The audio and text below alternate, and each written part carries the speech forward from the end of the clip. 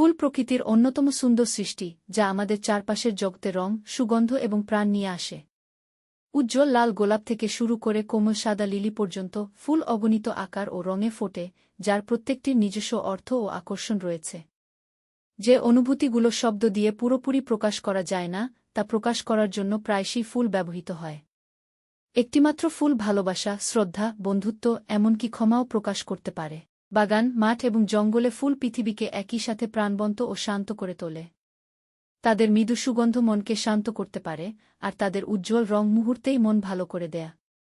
অনেক সংস্কৃতিতে উৎসব, প্রার্থনা এবং বিশেষ অনুষ্ঠানে ফুলের ব্যবহার করা হয়, যা ফুলকে মানব জীবনের একটি গুরুত্বপূর্ণ অংশ করে তুলেছে।